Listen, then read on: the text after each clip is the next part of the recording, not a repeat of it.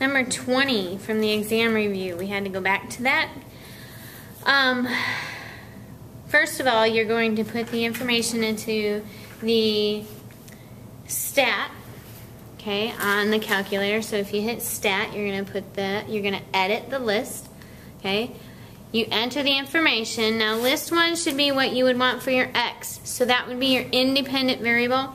And looking at this, we've got chicken sandwiches or salads and the fat and the calories. Well, the more fat there is in something, usually the more calories there is in something. So the calories depends on the fat. So your fat would be the independent variable. So that's what I've done. List 1 has the fat grams. List 2 has the calories. And then I'm going to go and hit zoom 9. And what happens? Oh, there's nothing there. What do? I don't know. Well, I do know. You're going to hit second stat plot, which is on the y equals. And the first one is plot number 1. Notice it says off. If you can't see it, take my word for it. You want to turn it on. So to turn it on, we hit enter on that, and then we're going to hit enter on the word on. So it's highlighted. And now I'm going to hit zoom 9, because zoom 9 is zoom stat. Takes you right to where it zooms right into where that data is. And that data looks pretty linear. Okay. We need to draw the line of best fit. Okay. So what you're going to have to do on the exam is you're going to have to pick the one that has the correct data and the best fit line on it. Okay. So if you can identify it, then that's all you need to really worry about. Okay. Let's see, we're on 23, I believe. Number 23, find a third degree polynomial equation with rational coefficients that has roots -3 and 5 plus I. Again, it's just x minus the root, x minus the root, x minus the root. If it's a third degree, it's got to have 3 roots. They only give you 2 because they, and you should, know the conjugate root theorem. If 5 plus I is a root, then 5 minus I is also a root, and then you multiply it out. You can see I multiply the i's first, the things with the i's in them, and that's just x times each one of these, -5 times each one of these, I times each one of these. And then you combine your like terms, blah, blah, blah. The i's cancel each other out. They will all be additive inverses of each other. Yay. I squared equals -1. So that's going to become a +1 on the end. So when you combine those like terms, you've got x squared minus 5 more is your net -10. Plus 25 plus 1 is your plus 26. We still have to multiply by the x plus 3. So x squared times x plus 3 minus 10x times x plus 3 plus 26 times x plus 3. Distribute, combine your like terms. Here is your final answer. 24, I'll have to come back to that one. 25 says to use synthetic division to find p of -3 for p of x equal to blah, blah, blah. You have it on your paper. Synthetic division. So we're going to put -3 in the box, list your coefficients, do the synthetic division. The answer is 184. This is the remainder theorem.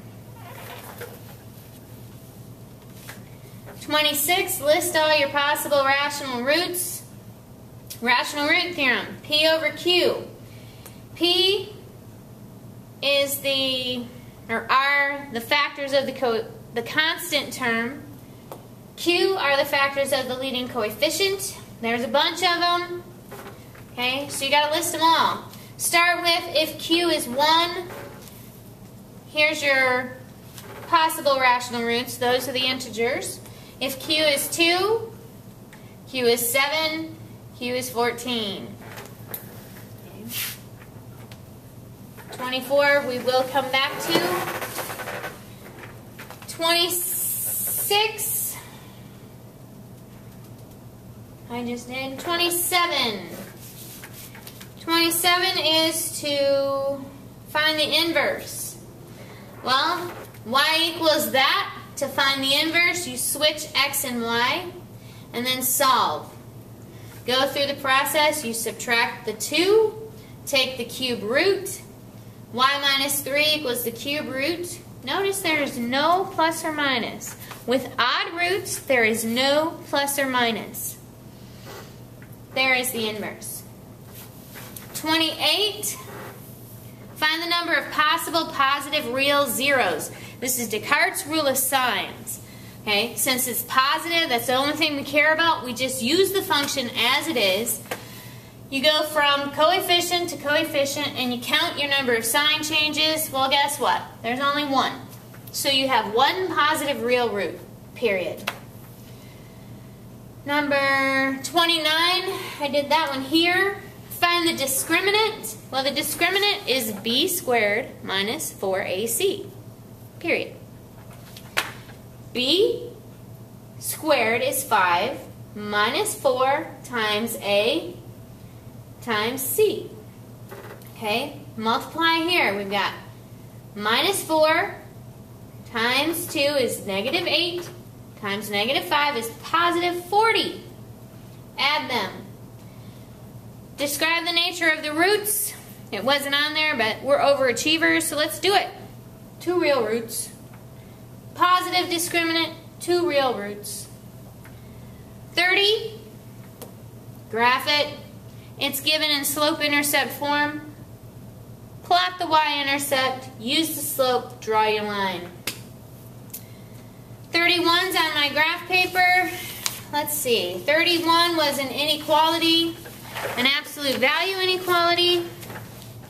Okay, we graph the absolute value, and then you shade whichever side you need to shade. Since this one's greater, we're shading up here. 33. 32? 32. Sorry. What are the zeros of the function? Graph the function. I skipped the graphing part. You guys can graph it. But finding the zeros, Merry Christmas. They gave it to you in factored form. The zeros are staring you in the face. X equals 0. X plus 4 equals 0. X plus 5 equals 0. Tell me what x equals. 33. Solve by completing the square. Honestly, on this exam, guys, unless it's one of the free response questions, I'm not going to know what method you use to solve. But knowing how to do this is a good thing to do, because sometimes it's easier than the quadratic formula. When is completing the square easier than the quadratic formula? When b is even. That's when it's easier. Okay, so we're going to complete the square. The equation was x squared minus 4x equals 12. To complete the square, you're going to add something to both sides. What are you going to add to both sides? Well, you're going to add b divided by 2 squared. That's completing the square. b is negative 4 divided by 2. You got negative 2. Square it, it's positive 4. We're adding 4 to both sides. That makes this a perfect square trinomial. So it will factor to x minus 2 squared equals 16. Square root both sides. X minus 2 equals positive or negative 4. Plus or minus 4. X equals 2 answers. Positive 4 plus 2 is 6. Negative 4 plus 2 is negative 2. Okay.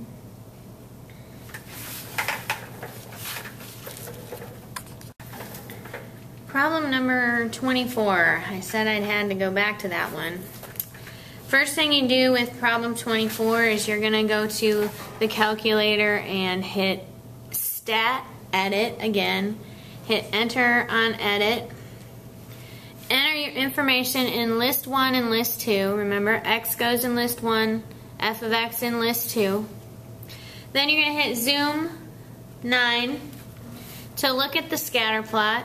Now this one's kind of difficult, but still doable.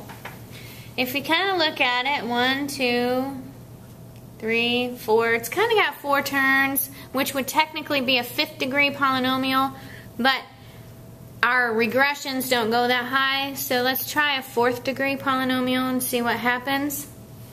To do that, we're going to hit stat, arrow over to calculate. 4th degree is quartic, which is number 7. Okay, press, oops, wrong button. Clear. Stat, arrow over, press number 7, press enter. It's going to do the quartic regression.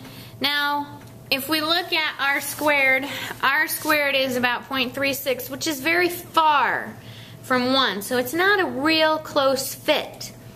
But it's the closest one out of all the regressions. If you try all the regressions and you look at r squared is way worse. So, I had actually stored this into my y equals, and if you want to actually look at it, here it is on the graph. It's not very close at all, but that's because the regression, or r squared, was so low. Okay, but so with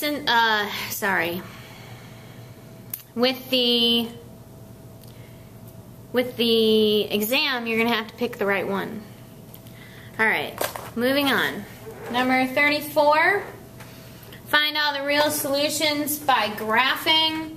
Okay, here we just plug the equation into the y equals 17x cubed plus 7x squared minus 14x. Turn the plot off because we don't need that anymore. Let's look at Zoom standard, the standard screen. We see that. Doesn't look very good. I mean, it's kind of, you can definitely see where it crosses the x-axis, but if we change our window a little bit, we can see it a little better. Okay. Now, to solve it, find the real solutions by graphing. Now we're going to use the calculator. We're going to hit second calculate, and we're going to go 0. We want to be to the left because it's asking the left bound, which the left, think about your x. Okay, where does that look like? It looks like it's just past 1 a little bit, so we want to go a little farther than that. That's why we're talking left and right. Okay, so we go to the left of it, go to the right of it, guess doesn't matter. There's the 0. Okay, 0, 0 looks like it's a 0 as well, and we can check that in the table. So we go back to the calculator, to the graph, and we can find the other 0 that way.